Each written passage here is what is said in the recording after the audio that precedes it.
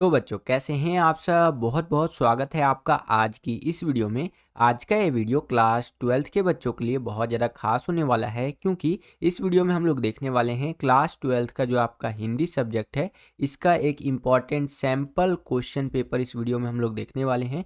और ये हमारा हिंदी का 8वां सैम्पल पेपर का वीडियो होने वाला है। जी हाँ बच्चों, 8वें सैम्पल पेपर का भी पार्ट 2 का वीडियो होने वाला है। इससे पहले इसका पार्ट 1 का वीडियो ऑलरेडी अपलोड किया जा चुका है। अगर अभी तक आपने वो वाला वीडियो नहीं देखा है पार्ट 1 का, तो उसका लिंक मैं डिस्क्रिप्शन बॉक्स में दे दूंगा।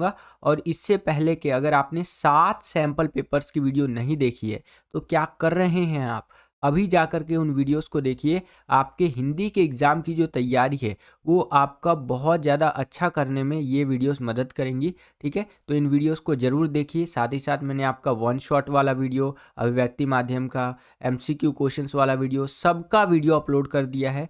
तो आप चैनल पे ज़रूर विजिट कीजिए, वहाँ पर सारी चीज़ें आपको देखने को मिल जाएंगी। ठीक है, और अगर अभी तक आपने चैनल को सब्सक्राइब नहीं किया है, तो चैनल को ज़रूर सब्सक्राइब कर लीजिए बच्चों। इसी तरह की वीडियोस हम आपके लिए लेकर के आते रहते हैं। जैसे ही आप चैनल को सब्सक्राइब करेंगे, बगल में आपको बेल का, घंटी या घंटा कुछ भी कह सकते हैं, उसका आइकन देखने को मिलेगा। उसको प्रेस करके आपको ऑल पे क्लिक करना है, जिससे कि जो भी हम नया वीडियो अपलोड करें, उसका नोटिफिकेशन सबसे पहले आपके फ़ोन पर आ जाया करे, और आपकी जो तैयारी है एग्ज़ाम्स के लिए, वो और भी बेहतर से बेहतर तरीके से हो सके। और हम सब ने मिल के, बेसिकली हमारी टीम ने मिल करके आपके लिए हिंदी के 20 सैम्पल पेपर्स जो है वो रेडी किए हैं, इसका पीडीएफ।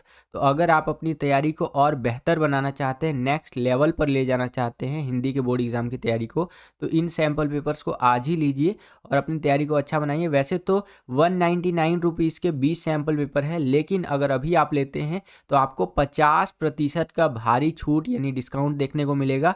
ठीक है, उसके लिए आपको एक कूपन कोड उनको बताना पड़ेगा, VSP07 करके। ठीक है, अगला जो आप क्लिप देखेंगे उसके अंदर आपको एक व्हाट्सअप नंबर देखने को मिलेगा। उस व्हाट्सअप नंबर पे आप कांटेक्ट करके इन सैंपल पेपर की पीडीएफ को ले सकते हैं और अपनी तैयारी को और बेहतर बना सकते हैं। तो अगला क्लिप देखिए बच्चों। हम आपके लिए लेकर के आए हैं हिंदी के 20 सैंपल पेपर्स। जी हाँ बच्चों, अगर आप इन 20 सैंपल पेपर्स की तैयारी करते हैं, तो आप अपने बोर्ड एग्जाम्स में बहुत अच्छे मार्क्स प्राप्त कर सकते हैं। आज ही इन सैंपल पेपर्स को लीजिए और अपने बोर्ड एग्जाम की जो तैयारी है उसको नेक्स्ट लेवल पर लेकर के जाइए। इन सैंपल पेपर्स के अंदर हमारा आज तक का सारा एक्सपीरियंस आपको देखने को मिलेगा। तो सैंपल पेपर लेने के लिए स्क्रीन पर दिए हुए नंबर पर कांटेक्ट कीजिए और 50% की भारी छूट का लाभ उठाइए।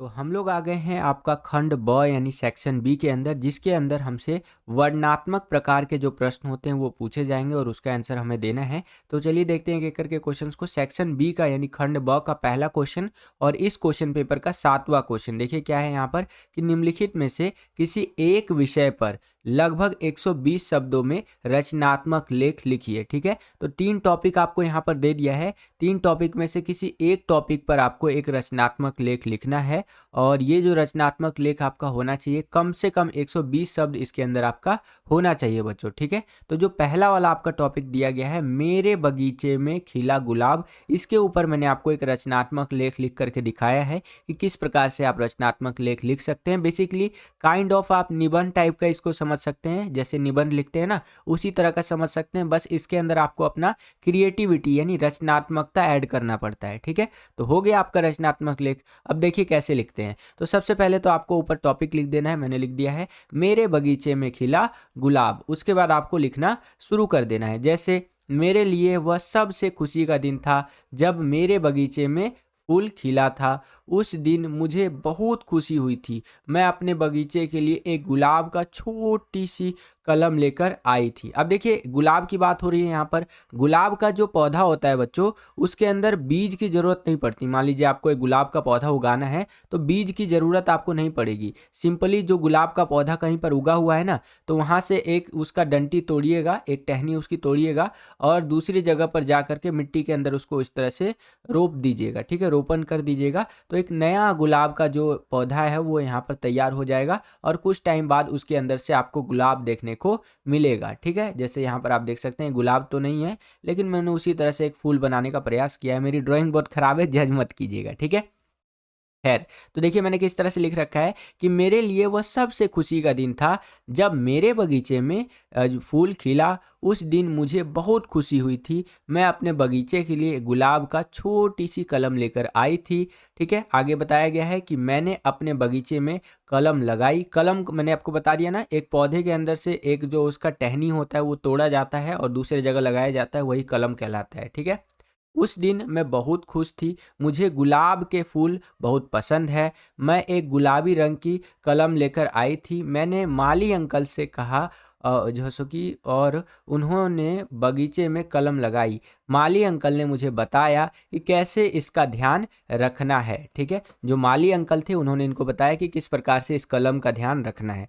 ठीक है, मैंने माली अंकल से सब कुछ सीखा। मैंने अपने पौधे की बहुत देखभाल की। मैं उसे समय समय पे पानी दिया करती, उसे धूप से बचाया करती। मैंने उसकी बहुत देखभाल की। अब यहाँ पर ये गुलाब का जो पौधा है भैया, उसकी ये बहुत ज़्यादा देखभाल करती है। ठीक है, मेरा पौधा धीरे धीरे बड़ा हो रहा था। मुझे बहुत खुशी हो रही थी, भैया देखभाल की जाएगी तो बड़ा तो होगा ही, और यहाँ पर इसको खुशी हो रही थी। हर दिन मेरा पौधा बड़ा हो रहा था। मुझे उस दिन का इंतज़ार था जब मेरे पौधे में गुलाब खिलता। अब भैया यहाँ पर पूरा बीज बो दिया एक तरह से, और उसकी सिंचाई भी हो रही है दिन प्रतिदिन, तो उस दिन का तो इंतज़ार होगा ही जब उसके अंदर से एक्चुअल फसल निकलेगा। फसल से तात्पर्य यहाँ पर उस फूल से है। ठीक है, कुछ दिनों के बाद मैंने जब सुबह उठकर देखा, तब मेरे पौधे में एक सुंदर सा गुलाबी रंग का फूल खिला हुआ था। मेरा दिल बहुत खुश हुआ। मेरे लिए वह बहुत खास दिन था जब मेरे बगीचे में पहला गुलाब का फूल खिला था। तो इस प्रकार से मैंने यहाँ पर आपको एक रचनात्मक लेख लिख करके दिखा रखा है, और आपको भी इसी तरह से एक रचनात्मक लेख लिखना है। आशा करता हूँ कि आपको समझ में आया होगा। वीडियो अगर आपको पसंद आ रहा है बच्चों, तो इस वीडियो को ज़्यादा से ज़्यादा लाइक कीजिए। जितना ज़्यादा वीडियो को आप लाइक करते हैं, उतना ज़्यादा हमारा मोटिवेशन बढ़ता है और वीडियोज़ को बनाने के लिए। अगर आप एक लाइक करते हैं बच्चों वीडियो को, तो इससे हमारा मोटिवेशन का जो लेवल है वो लाखों करोड़ों अरबों खरबों गुना बढ़ जाता है। ठीक है, आप में से बहुत सारे बच्चे सोचते होंगे कि अरे सर जी क्या लाइक लाइक करते रहते हो, ये लो सर लाइक। ठीक है, तो लाइक इसलिए मैं बोलता हूँ आपको करने के लिए क्योंकि मोटिवेशन बहुत ज़्यादा बढ़ जाता है इससे हमारा। हमें लगता है कि बच्चों को वीडियोस पसंद आ रही हैं, तो हम और भी वीडियोस आपके लिए लेकर के आते हैं। आप यूँ भी कह सकते हैं कि हमारा जो मोटिवेशन है वो धरती से चाँद और चाँद से मंगल ग्रह और मंगल ग्रह से वापस धरती पर आ जाता है। तो ठोको लाइक। ठीक है, चलिए अगला प्रश्न देखिए। यहाँ पर 8वां प्रश्न कुछ इस तरह से है कि निम्नलिखित में से किन्हीं 2 प्रश्नों के उत्तर 60 शब्दों में लिखिए। अब यहाँ पर 3 क्वेश्चन आपसे पूछे जाएंगे। 3 में से कोई 2 क्वेश्चन का आंसर आपको देना है, और हर एक क्वेश्चन का जो आप आंसर देंगे वो कम से कम 60 शब्दों में देना है बच्चों। ओके, पहला क्वेश्चन देखिए बच्चों, यहाँ पर क्या है कि इंटरनेट वरदान है या अभिशाप है, बताइए। तो देखिए भैया, इंटरनेट की अगर बात करें तो ये वरदान भी है एक तरह से, और एक तरह से अभिशाप भी है आज के ज़माने के लिए। ठीक है, कैसे, इसको थोड़ा सा समझिए। अगर मैं इंटरनेट की अच्छाइयों की बात करूं, यानी ये किस प्रकार से एक वरदान है, तो बहुत सारी चीज़ें आप लिख सकते हैं। जैसे इंटरनेट के द्वारा आप दूर बैठ कर के भी अपने फैमिली के साथ, अपने दोस्तों के साथ क्या कर सकते हैं, वीडियो कॉल कर सकते हैं। जब कोविड का टाइम था तो उस टाइम पे लोग तो भैया घर में बैठे थे क्योंकि लॉकडाउन लगा हुआ था। तो उस टाइम पे क्या था, लोग कैसे बात कर रहे थे एक दूसरे से, एकदम वीडियो कॉल लगा लिया और 4 दोस्त 5 दोस्त एक साथ बात कर रहे हैं। लगता ही नहीं है कि वीडियो कॉल के थ्रू मतलब हम यहाँ पर वर्चुअली मिल रहे हैं एक दूसरे से, इतने ज़्यादा दूर बैठे हुए हैं। ठीक है, तो ये इंटरनेट को आप वरदान के रूप में अगर आप लिखते हैं तो इस तरह से लिख सकते हैं। और क्या खासियत है या खास बात है इंटरनेट की, तो इंटरनेट की एक और ख़ास बात आप लिख सकते हैं। ठीक है, कि भैया इंटरनेट के द्वारा हम यहाँ पर दूर बैठे किसी को भी कॉल कर सकते हैं। और जैसे एक नॉर्मल कॉल होता है, एक वीडियो कॉल होता है, एक व्हाट्सएप पे कॉल होता है, तो व्हाट्सएप पे कॉल कर सकते हैं। ठीक है, आपको कहीं जाना है तो ट्रेन का टिकट बुक कर सकते हैं, प्लेन का टिकट बुक कर सकते हैं। ठीक है, मूवी का टिकट बुक कर सकते हैं। तो ऑनलाइन आज के टाइम पे बहुत सारी चीज़ें आप कर सकते हैं। यहाँ तक कि आप पढ़ाई भी कर सकते हैं ऑनलाइन, जो पहले के टाइम पे तो संभव नहीं हो पाता था। पहले के टाइम पे अगर आप फ़ोन चलाते थे तो क्या बोलते थे घर वाले, अरे दिन भर फ़ोन चलाता रहता है। ठीक है, क्या करता रहता है फ़ोन में, वीडियो वीडियो देखता रहता है, बंद कर फ़ोन।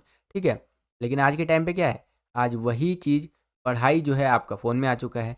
ये जो आप यूट्यूब पे मेरा ये वीडियो देख रहे हैं, ये क्या कर रहे हैं, आप पढ़ाई कर रहे हैं। ठीक है, अभी आपकी मम्मी या पिताजी जो है बोलेंगे कि क्या कर रहा है बच्चे, तो आप बोल सकते हैं पढ़ाई कर रहा हूँ। फ़ोन में कैसे पढ़ाई कर रहा है? तो ये वीडियो देख कर के कर रहा हूँ। तो आपके पिताजी, माताजी बोलेंगे चलो बच्चा पढ़ लो, पढ़ लो। ठीक है? तो ये अच्छाई लिख सकते हैं आप यहाँ पर इंटरनेट की। ठीक है? मान लीजिए आपका दोस्त अमेरिका में बैठा हुआ है, आप इंडिया में बैठे हुए हैं, तो आप अपने दोस्त से वीडियो कॉल कर सकते हैं, चैट कर सकते हैं व्हाट्सएप पे।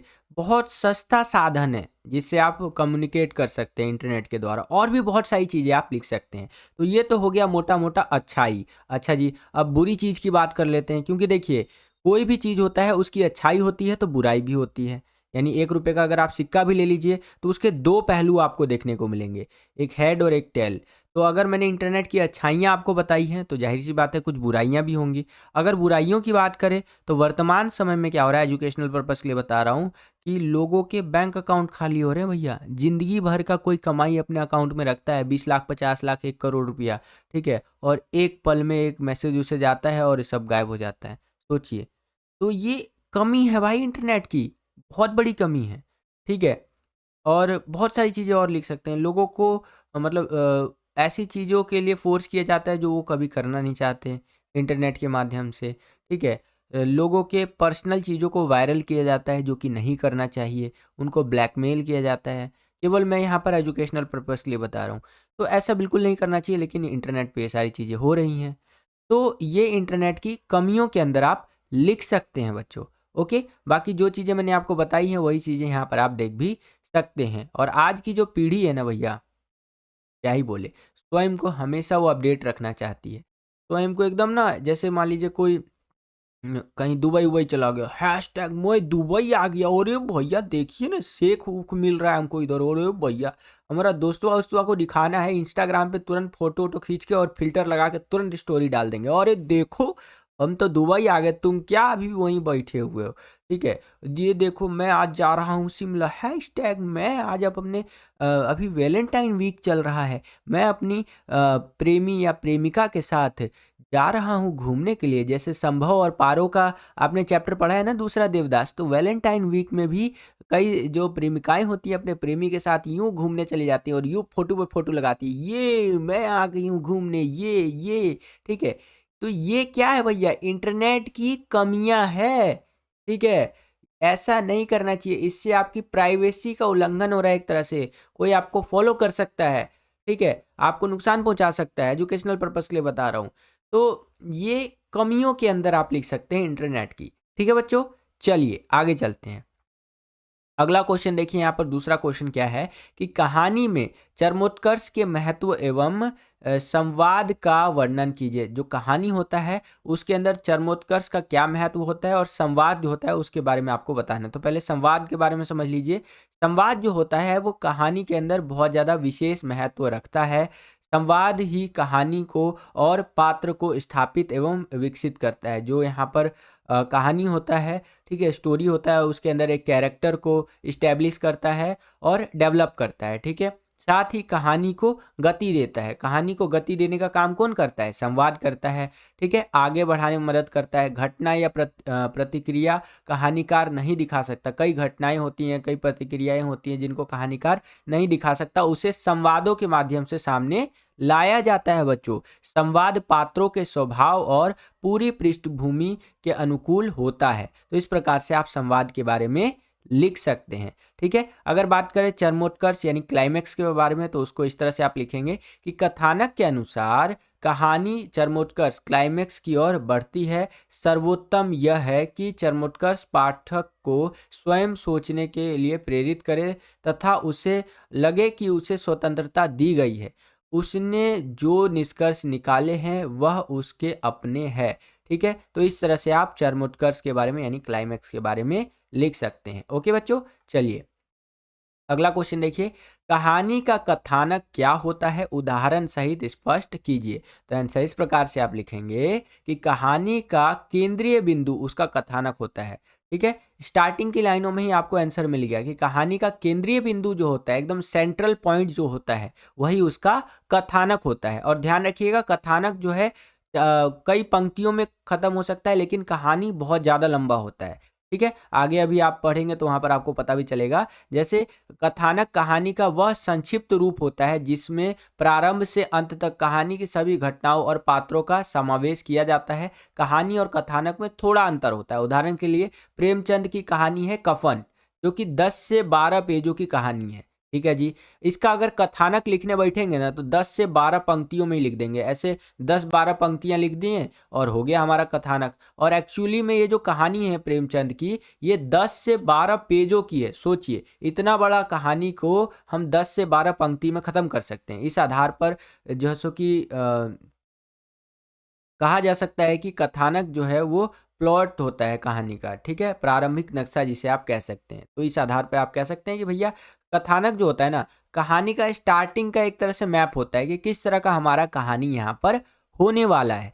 ठीक है, आगे देखिए बताया गया है, यह लगभग उसी प्रकार का होता है जैसे किसी मकान को बनाने से पहले उसका नक्शा बनाया जाता है। जो कथानक होता है इसको ऐसे समझ सकते हैं कि भैया जैसे एक मकान को बनाने से पहले उसका नक्शा नहीं बना लेते हैं, वैसे ही कहानी बनाने से पहले भैया कथानक को यहाँ पर पूरा कर लिया जाता है, यानी प्लॉट को। ठीक है, कभी कभी कहानीकार के हाथ में कथानक एक सूत्र आ जाता है, फिर यह उसे विस्तार देने में जुट जाता है। यह विस्तार कल्पना के आधार पर भी किया जा सकता है। प्रायः कथानक में प्रारंभ, मध्य और अंत कथानक का पूरा स्वरूप होता है। ठीक है, कथानक में इस तत्व के भी मतलब इस तरह के तत्व भी रहते हैं।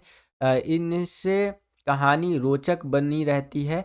कथानक की पूर्णता की शर्त यही होती है कि कहानी नाटकीय ढंग से अपने उद्देश्य को पूरा करने के बाद समाप्त हो। तो इस प्रकार से आंसर आप लिख सकते हैं बच्चों। ओके, चलिए अब हम लोग आ गए हैं 9वें प्रश्न के अंदर। यहाँ पर देखिए क्या है कि निम्नलिखित प्रश्नों के उत्तर 60 शब्दों में लिखिए। चलिए जी, तो यहाँ पर 9वें के पहले में इस तरह से क्वेश्चन पूछा है कि कहानी में द्वंद्व का क्या योगदान है, सिद्ध कीजिए।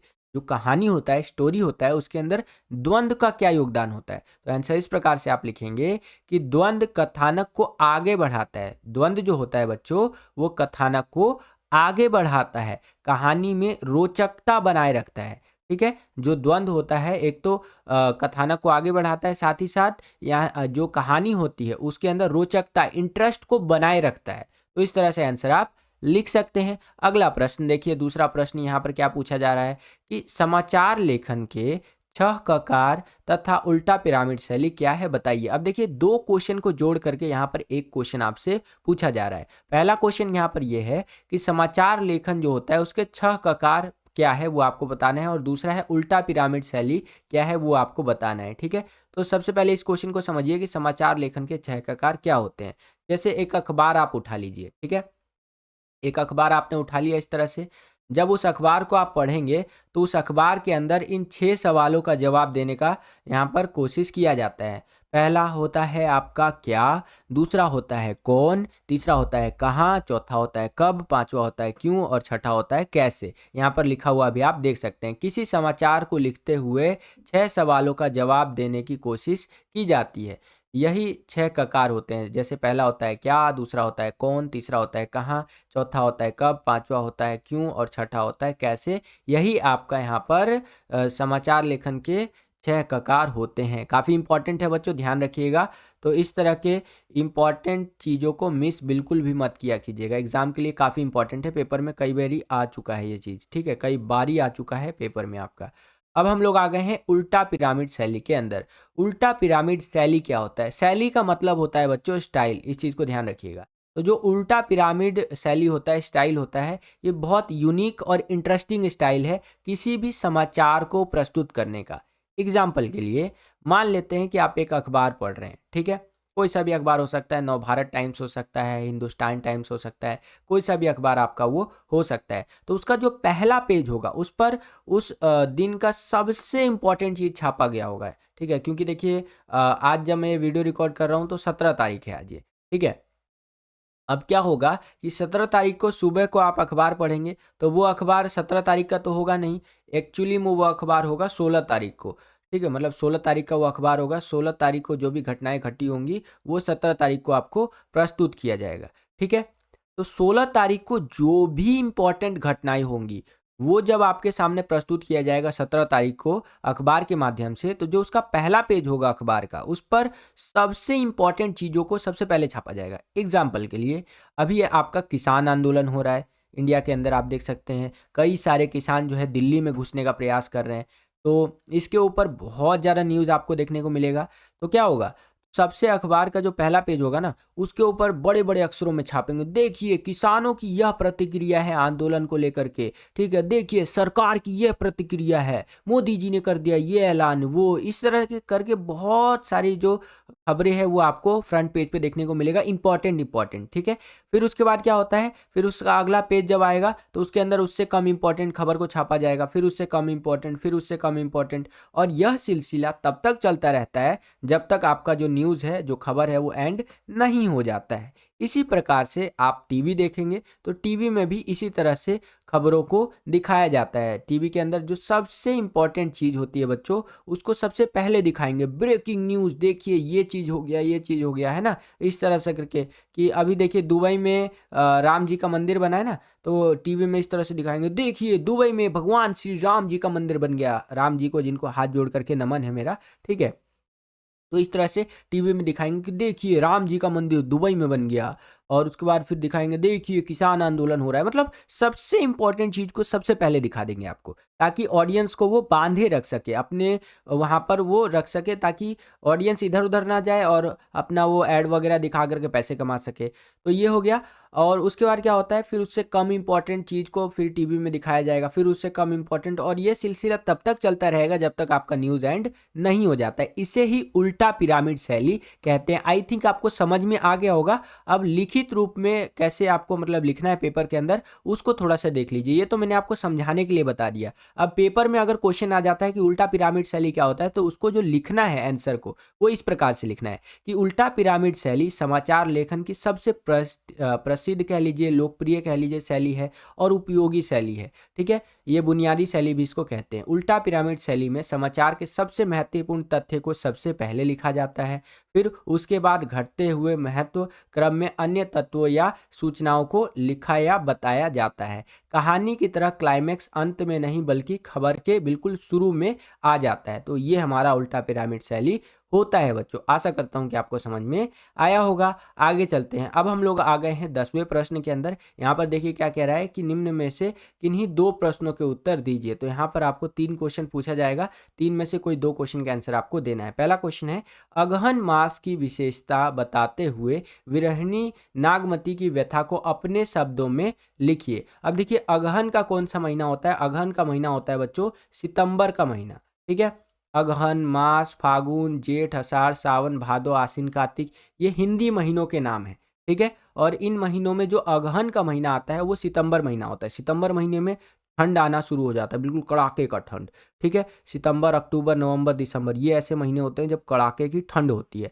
तो जो सितंबर का महीना होता है यानी अगहन का महीना होता है, इसकी विशेषता बतानी है आपको, और विशेषता बताते हुए विरहिणी नागमती जो थी इसकी व्यथा को अपने शब्दों में आपको लिखना है। तो आंसर इस प्रकार से लिखेंगे कि अगहन मास में यानी सितंबर महीने में ठंड पड़नी शुरू हो जाती है। इस मास में, मास का मतलब महीना है, दिन छोटे होने लगते हैं और रातें बड़ी होने लगती है। आपने भी देखा होगा जो ठंडी का महीना होता है उसमें क्या होता है, दिन छोटा होता है और रातें बड़ी होती है, ठीक है। नागमती का पति रत्नसेन पद्मिनी की खोज में सिंघल जो सो कि द्वीप गया है। नागमती का वियोग अगहन में और भी बढ़ गया। उसके साथ में कोई सखी भी नहीं है, अतः उसे रात अकेले जाकर बितानी पड़ती है। उसके साथ कोई सखी नहीं है जिसके साथ वो रात गुजार सके, उसको अकेला ही रात गुजारना पड़ता है। नागमती तिल तिल कर जल रही है। नागमती जो है वो तिल तिल करके जल रही है। वह पति के विरह में ऐसे जल रही है मानो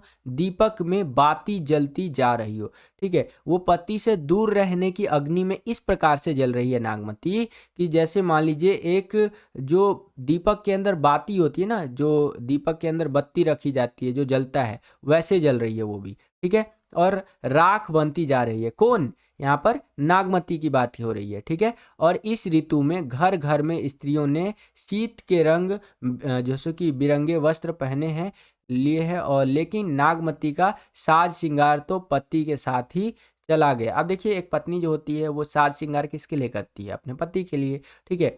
तो नागमती का साज श्रृंगार तो पति के साथ ही चला गया, तो इसीलिए वो यहाँ पर उतना साज श्रृंगार पे ध्यान नहीं दे रही है, वियोगावस्था में वो जी रही है। तो इस प्रकार से आप इस क्वेश्चन का आंसर लिख सकते हैं। आशा करता हूँ कि आपको समझ में आया होगा बच्चों। दूसरा क्वेश्चन देखिए बच्चों, यहाँ पर क्या पूछ रहा है हमसे कि सरोज स्मृति कविता में कवि निराला की वेदना के सामाजिक संदर्भों को स्पष्ट करिए। तो आंसर इस प्रकार से आप लिखेंगे कि यह केवल एक भाग्यहीन पिता के संघर्ष से उपजी वेदना ही नहीं, वरन समाज की बेहतरी के लिए काम करने वाले युग चेतना कवि निराला की समाज द्वारा की गई उपेक्षा को भी प्रकट करती है। तो इस प्रकार से आंसर आप लिख सकते हैं बच्चों। नेक्स्ट क्वेश्चन देखिए, ये क्वेश्चन बहुत ज़्यादा इंपॉर्टेंट है, पेपर में कई बार आ रखा है कि मैं जानऊ निज नाथ स्वभाव के आधार पर राम के स्वभाव की मुख्य विशेषताओं पर प्रकाश डालिए। तो आंसर इस प्रकार से लिखेंगे कि इस कथन से राम जी के स्वभाव की निम्नलिखित विशेषताओं का पता चलता है। राम जी जो है वो, उनका जो स्वभाव है वो अत्यंत विनीत एवं कोमल है, ठीक है। बहुत ज़्यादा वो कोमल स्वभाव के हैं। कौन? राम जी। वे अपराधी पर भी क्रोध नहीं करते हैं। कोई अपराधी होता है ना, उस पर भी हमारे राम जी क्रोध नहीं करते हैं। अपने अनुज, अनुज का मतलब यहाँ भाई है, भरत पर तो उनकी विशेष कृपा है। जो उनके भाई है भरत जी, उन पर तो उनकी विशेष कृपा है। तो ये जो हमारा बात बोला गया है कि मैं जानूं निज नाथ स्वभाव, इसके आधार पर राम जी की ये हमें चारित्रिक विशेषता देखने को मिलती है। ये क्वेश्चन काफ़ी इंपॉर्टेंट है, पेपर में कई बार आ रखा है बच्चों, ध्यान रखिएगा, ठीक है। तो बिल्कुल ध्यान से देख लीजिए आंसर किस तरह से यहाँ लिखा गया है। अगर पेपर में आ जाता है आपका फ्यूचर में जो है सो कि, तो इस तरह से आंसर आप लिख सकते हैं, ठीक है। चलिए अब हम लोग आ गए हैं 11वें क्वेश्चन के अंदर। यहाँ पर क्या है, बोला जा रहा है कि निम्नलिखित में से किसी एक काव्यांश की सप्रसंग व्याख्या कीजिए। दो आपको काव्यांश दे दिया गया है, दोनों में से किसी एक की आपको सप्रसंग व्याख्या करनी है। पहला वाला जो काव्यांश है इस तरह से दिया गया है, वीडियो पॉज करके आप पूरा का पूरा रीड कर सकते हैं। और इसी के अथवा में एक और आपको काव्यांश दे दिया है, ये आप देख सकते हैं। इसका मैंने आपको सप्रसंग व्याख्या करके दिखा रखा है। इस तरह से आपका ये दिया गया है, वीडियो पॉज करके रीड कर सकते हैं। अब मैंने सप्रसंग व्याख्या कैसे किया है, बिल्कुल सिंपल है। स्टार्टिंग की कुछ लाइनें उठा ली है, जैसे मैंने ये उठाया है, और कविताएं पढ़ते, ये उठा लिया। फिर बीच में dot dot dot dot dot ये कर दिया। फिर लास्ट की लाइनों लिख दी हैं कि वसंत आया, ये हो गया। अब यहाँ पर आपने इस तरह से कर दिया। फिर आपको संदर्भ लिखना है। संदर्भ में आप लिखेंगे कवि के बारे में। कवि कौन है? रघुवीर सहाय जी है। कविता कौन सी है? ये हमारी वसंत आया है, ठीक है। अब आगे चलते हैं। प्रसंग के अंदर आप बता देंगे कि इन पंक्तियों में क्या बताया गया। जैसे कवि को वसंत का आना कैलेंडर से ज्ञात होता है। कवि को जो वसंत आता है वो कैसे पता चलता है? कैलेंडर से। प्रकृति का सौंदर्य अब उसे आकर्षित नहीं करता है। प्रकृति की उपेक्षा पर कवि व्यंग करते हुए कहता है कि वसंत के आने का पता उसे अब कैलेंडर से चलता है, वैसे अब उसे पता नहीं चलता है। बाकी यहाँ व्याख्या दी गई है, पूरा वीडियो को पॉज करके आप रीड कर सकते हैं, ठीक है। पूरा एक्सप्लेनेशन कर दीजिएगा। व्याख्या जो होता है उसके अंदर पूरा एक्सप्लेनेशन आपको कर देना है, ठीक है। मैं व्याख्या बोलने वाला था, व्याख्या होता है। खैर आगे चलते हैं। फिर उसके बाद लास्ट में आपका काव्यागत विशेषताएं आ जाती है, जिसके अंदर मैंने लिख रखा है कि यह कविता आधुनिक जीवन शैली पर व्यंग है, ठीक है। वसंत ऋतु के समय प्राकृतिक सौंदर्य का वर्णन देखने को मिलता है। पुनरुक्ति, प्रकाश अलंकार है, दहर दहर अपना अपना, ठीक है। और अनुप्रास अलंकार, दहर दहर दहकेंगे रंग रस, बिंबों और प्रतीकों का सुंदर प्रयोग देखने को मिला यहाँ पर हमसे, हमें मतलब कि, ठीक है। और मुक्त छंद है, सरल सहज व प्रवाहमयी खड़ी बोली का प्रयोग है। देशज शब्दों व क्रियाओं का प्रयोग हमें देखने को मिला है बच्चों। ओके चलिए आगे चलते हैं। अब हम लोग आ गए हैं 12वें क्वेश्चन के। 12वां क्वेश्चन देखिए क्या है कि निम्नलिखित में से किन्हीं दो प्रश्नों के उत्तर दीजिए। यहाँ पर आपको कोई दो क्वेश्चन का आंसर देना है। पहला क्वेश्चन है 12वें में कि शेर के मुंह में जानवरों का घुसना विसंगति को प्रतिपादित करता है। स्पष्ट कीजिए। शेर के मुंह में जो जानवर लोग घुसते चले जा रहे हैं ना, ये किसको प्रतिपादित करता है? विसंगति को, ठीक है। तो उसके बारे में आपको बताना है। तो आंसर इस प्रकार से आप लिखेंगे कि शेर के मुंह में गए जानवर कभी लौटकर नहीं आते, वह मुंह में समाकर मर जाते हैं। जो शेर के मुंह में एक बार चला गया भैया, वो गया, ठीक है। या उनका अस्तित्व ही नष्ट हो जाता है, या तो वो मर जाते हैं वो जानवर या उनका अस्तित्व ही नष्ट हो जाता है। रोजगार के दफ्तर में लोग नौकरी पाने की आशा में जाते हैं, वे यहाँ के चक्कर लगाते हुए थक जाते हैं। रोजगार के लिए भैया आज के टाइम पे तो मारा मारी हो रहा है। नौकरी पाने के लिए दफ्तर में जाते हैं और वहीं से वो बहुत ज़्यादा थक जाते हैं। इतना चक्कर लगाया जाता है ना, क्या ही बताऊँ। ठीक है, मैं आपको एक रियल इंसिडेंट बताता हूँ अपने जीवन का, एजुकेशनल पर्पज़ के लिए, ज़ाहिर-सी बात है। सरकारी नौकरी जो होता है ना, बहुत ज़्यादा टफ़ होता है। आप में से बहुत सारे बच्चे बोलेंगे कि सर सरकारी नौकरी तो टफ़ होता ही है, ये तो हमें पता है। लेकिन एक चीज़ मैं आपको बताऊँ, अगर सरकारी नौकरी एग्जिस्टिंग है किसी की और उनका देहांत हो जाता है और उनके बच्चे-वच्चे को सरकारी नौकरी करनी पड़ती है ना, तो अनुकंपा के आधार पर उनको सरकारी नौकरी मिल सकती है। मेरा एक फ्रेंड है जो इस तरह से सरकारी नौकरी प्राप्त करना चाहता है, क्योंकि उनके पिताजी जो है वो गवर्नमेंट जॉब में थे, तो उन उसको मिलना चाहिए और उसको नीड भी है। लेकिन कई सालों से वो धक्के खा रहा है, नहीं मिल रहा है, नहीं मिल रहा है, नौकरी बिल्कुल नहीं मिल रहा है, कई सालों से, सोचिए। तो वही चीज़ यहाँ पर भी थोड़ी-थोड़ी प्रदर्शित करके दिखाई गई है कि दफ़्तर में, रोज़गार के दफ़्तर में लोग नौकरी पाने की आशा में जाते हैं। वे यहाँ के चक्कर लगाते हुए थक जाते हैं, लेकिन उन्हें नौकरी कभी नहीं मिलती है।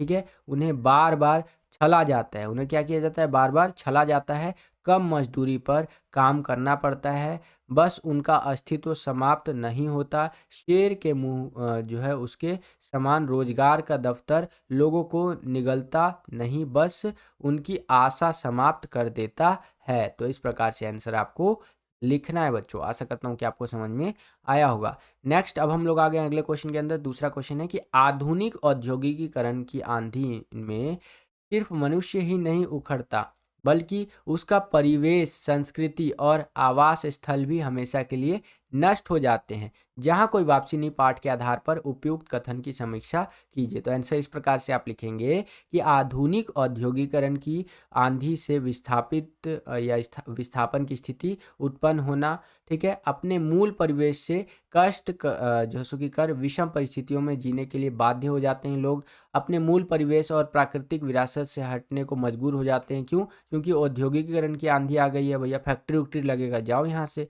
भविष्य में वो कभी लौट कर नहीं आ पाते। ठीक है? इन्हें ही आधुनिक भारत के नए शरणार्थी भी कहा जाता है। ओके? चलिए, अब यहाँ पर तीसरा क्वेश्चन देखिए क्या है कि कश्मीर के लोगों ने नेहरू जी का स्वागत किस प्रकार किया? तो आंसर इस प्रकार से रहेगा कि शेख अब्दुल्ला के नेतृत्व में झेलम नदी पर शहर के एक सिरे से दूसरे सिरे तक 7वें पुल से अमीरा कदल तक गांवों में उनकी शोभा यात्रा देखने को मिली थी। जब नदी के दोनों ओर हजार कश्मीरी निवासी अदम्य उत्साह के साथ उनका स्वागत कर रहे थे। किनका? नेहरू जी का। तो इस प्रकार से आंसर आप लिख सकते हैं। अब हम लोग आ गए हैं 13वें क्वेश्चन के अंदर। यहाँ पर आपको 2 गद्यांश दे दिया है, उनमें से किसी एक का आपको सप्रसंग व्याख्या करना है। तो पहला वाला जो गद्यांश है वो कुछ इस तरह से है, वीडियो पॉज करके आप रीड कर सकते हैं। और इसी के चॉइस में आपको दूसरा वाला एक और गद्यांश यहाँ पर देखने को मिलेगा, ये आप देख सकते हैं अपनी स्क्रीन पर। ठीक है? और जो मैंने आपको सप्रसंग व्याख्या करके दिखा रखा है वो इसी का करके दिखा रखा है, ये आप अपनी स्क्रीन पर देख सकते हैं। तो सप्रसंग व्याख्या करने के लिए वही बेसिक सा फंडा जो मैंने आपको बहुत बार बता रखा है। स्टार्टिंग की कुछ लाइनें आपको ले लेनी है, जैसे मैंने लिया है, अगले दिन मैंने कुत्तों का एक, फिर डैश डैश डैश डैश कर देना है, फिर लास्ट की लाइनें उठा लीजिएगा, जैसे रोजगार का दफ्तर है। तो इस तरह से हो गया। फिर संदर्भ में आ जाइए, यहाँ पर पाठ का नाम आपको बता देना है, जैसे शेर लघु कथा है ये। उसके बाद लेखक का नाम बता देना है, लेखक कौन है हमारे? असगर वजाहत जी है। फिर प्रसंग के अंदर बता देना है इन पंक्तियों के अंदर क्या कह रहा है। तो इन पंक्तियों में शेर को व्यवस्था का प्रतीक बताया गया है। लेखक ने दिखावा करने वालों, सत्ता का साथ देने वालों और चापलूसियों जो है उस पर भी व्यंग किया है। ठीक है, जो चापलूस होते हैं ना उन सब पे भी व्यंग किया है एक तरह से। फिर आपको पूरा व्याख्या कर देना है इसके अंदर। ठीक है, पूरा व्याख्या कर दीजिएगा, वीडियो पॉज करके इसको आप रीड कर सकते हैं बच्चों। ठीक है, तो ये आपका व्याख्या है, यहाँ पर आप देख सकते हैं। और फिर लास्ट में आपका विशेष आ जाएगा। विशेष के अंदर बता दीजिएगा कौन सी बोली का प्रयोग हुआ है, कौन से मुहावरों का प्रयोग हुआ है, कौन से विशेषण मतलब इस तरह से अलंकार का प्रयोग हुआ है, वो सारा चीज़ यहाँ पर आप बता दीजिएगा। जैसे विशेष के अंदर है कि लेखक ने प्रतीकों के माध्यम से व्यवस्था पर व्यंग किया है। शेर व्यवस्था का प्रतीक है। कुत्तों का समूह झूठे क्रांतिकारियों का, कर्मचारी सुविधा भोगी चापलूसियों का और छोटे जानवर आम जनता का प्रतीक हमें देखने को मिलता है। छोटे छोटे संवादों में गहनता छिपी हुई है। भाषा सादगी से पूर्ण, चिंतन प्रधान है और व्यंग्यात्मक शैली का प्रयोग हमें देखने को मिला है बच्चों। तो इस प्रकार से आंसर आप लिख सकते हैं। अब हम लोग आ गए हैं 14वें क्वेश्चन के अंदर। 14वें में आपको क्या बोल रहा है कि निम्नलिखित में से किसी एक प्रश्न का उत्तर आपको देना है। 2 क्वेश्चन दिया गया होगा यहाँ पर आपको अथवा करके, और इसका आंसर आपको कम से कम 60 शब्दों में लिखना है बच्चों। तो यहाँ पर पहला क्वेश्चन कुछ इस तरह से है कि गर्मियों में लू से बचने के लिए क्या उपाय किया जा सकता है? विस्कोहर की माटी पाठ के आधार पर स्पष्ट कीजिए। ठीक है, गर्मी का जो महीना होता है, जून जुलाई का ये जो महीना होता है, इसमें क्या होता है ना, गरम गरम हवाएं चलती है, उसी को ही लू कहा जाता है। अगर वो गरम हवाएं किसी को लग गई ना सही से, भैया हालत खराब हो जाता है, बिल्कुल तबीयत खराब होने लग जाती है बहुत ज़्यादा। तो ये जो लू होता है, इससे बचने के लिए क्या उपाय बताया गया है? विस्कोहर की माटी पाठ के आधार पर आपको स्पष्ट करना है। तो आंसर इस प्रकार से आपको लिखना है कि गर्मियों की दोपहर में लेखक घर से चुपचाप बाहर निकल जाता था। लू से बचने के लिए माँ धोती या कमीज से गांठ लगाकर प्याज बांध देती थी। ठीक है, अगर धोती या कमीज से प्याज को बांध लिया जाए तो लू लगने का खतरा कम हो जाता है। ठीक है, लू लगने पर कच्चे आम का पन्ना पिया जाता है। कच्चे आम का पन्ना मतलब एक तरह से शरबत समझ लीजिए। ठीक है, आम को भूनकर या उबालकर गुड़ या चीनी में उसका शरबत पिया जाता है। उसे देह में लेपा जाता है। आप यकीन नहीं करेंगे, आम से नहाया जाता है प्रॉपर। ठीक है, यहाँ बताया भी गया है, नहाया जाता है, उससे सिर धोया जाता है ताकि लू ना लगे। ठीक है, और गर्मियों में लू लगना एक कॉमन सी बात हो जाती है। अगर लेकिन प्रॉपर किसी को लग गई, उसका इम्यूनिटी सिस्टम उतना मजबूत नहीं हुआ तो बहुत दिक्कत हो जाता है। इसीलिए आम का विभिन्न तरह से प्रयोग किया जाता है। इसी क्वेश्चन में आपको एक अथवा दे दिया है, एक चॉइस दे दिया है। अगर आपको ऊपर वाला क्वेश्चन नहीं आता है तो नीचे वाला क्वेश्चन आप कर सकते हैं। इसके अथवा चॉइस में देखिए क्या क्वेश्चन हमसे पूछ रहा है कि सूरदास कहाँ, तो जो कि नौराश्य ग्लानि चिंता और क्षोभ के अपार जल में गोते खा रहा था। कहाँ यह चेतावनी सुनते ही उसे ऐसा मालूम हुआ किसी ने उसका हाथ पकड़कर किनारे पर खड़ा कर दिया। नकारात्मक मानवीय पहलू पर अकेले सूरदास के व्यक्तित्व भारी पड़ गया। जीवन मूल्यों की दृष्टि से इस कथन पर विचार कीजिए। तो कई सारे बच्चे ऐसा क्वेश्चन देख करके डर जाते हैं। डरने की जरूरत नहीं है, इतना बड़ा बड़ा जो क्वेश्चन होता है ना वो बहुत आसान होता है। यहाँ पर आपको सूरदास के बारे में बताना है। सूरदास का जो भारी व्यक्तित्व था, या यूँ कह लीजिए सूरदास का व्यक्तित्व जो है भारी पड़ गया, उसके जीवन मूल्यों जो है उसके बारे में आपको बताना है। तो इस प्रकार से आंसर आप लिखेंगे कि झोपड़ी जलने व रुपये चोरी होने से सूरदास अत्यंत निराश, और कुछ व्यक्तियों की सूरदास से ईर्ष्या हमें देखने को मिली, वो बहुत ज़्यादा निराश हुआ एक तरह से। ठीक है, सूरदास द्वारा विषम परिस्थितियों का सामना साहस व धैर्य के साथ करना। सूरदास विषम परिस्थितियों का सामना भी साहस और धैर्य के साथ करता था। ठीक है, और भी बहुत सारी चीज़ें हमें उसको देखने को मिली कि वो भैया गुस्सा नहीं होता था किसी से, किसी के का बुरा नहीं चाहता था। तो इस प्रकार से इस क्वेश्चन का आंसर आप लिख सकते हैं। यहाँ पर हमारा हिंदी का 8वां सैंपल पेपर समाप्त होता है। 8वें सैंपल पेपर का वीडियो, आशा करता हूँ कि ये सारे क्वेश्चंस आपको समझ में आए होंगे बच्चों। बस बच्चों यही था आज का ये वीडियो। आशा करता हूँ कि आपको ये वीडियो पसंद आया होगा। अगर आपको ये वीडियो पसंद आया तो ज़्यादा से ज़्यादा इस वीडियो को लाइक कीजिए। जितना ज़्यादा वीडियो को आप लाइक करेंगे उतना ज़्यादा हमारा मोटिवेशन बढ़ता है और वीडियोज़ को बनाने के लिए। चैनल पर अगर आप नए आ गए हैं, विद्यालय स्टडी पॉइंट को अभी तक आपने सब्सक्राइब नहीं किया है तो सब्सक्राइब कर लीजिए। इसी तरह की वीडियोस हम आपके लिए लेकर के आते रहते हैं। जैसे ही आप चैनल को सब्सक्राइब करेंगे, बगल में आपको बेल का, घंटी या घंटा कुछ भी कह सकते हैं, उसका आइकन देखने को मिलेगा। उसको प्रेस करके ऑल पे क्लिक कर दीजिएगा बच्चों, जिससे कि जो भी हम नया वीडियो अपलोड करें उसका नोटिफिकेशन सबसे पहले आपके फ़ोन पर आ जाया करे और आपकी जो तैयारी है एग्जाम्स के लिए वो और भी बेहतर से बेहतर तरीके से हो सके। और अगर आप अपने तैयारी को नेक्स्ट लेवल पर ले जाना चाहते हैं, हिंदी के एग्जाम की तैयारी को, तो आप सैम्पल पेपर्स की PDF बाय कर सकते हैं। हमने आपके लिए हिंदी का 20 सैम्पल पेपर्स जो है वो रेडी किया है, इसका PDF। ठीक है, जिसे आप बाय कर सकते हैं। स्क्रीन पर ये WhatsApp नंबर आपको दिख रहा है, इस पर आपको कांटेक्ट करना है। वैसे तो ये जो 20 सैंपल पेपर है ये 199 रुपये का है, लेकिन अगर अभी आप इसे लेते हैं तो आपको 50% का भारी छूट यानी डिस्काउंट देखने को मिलेगा।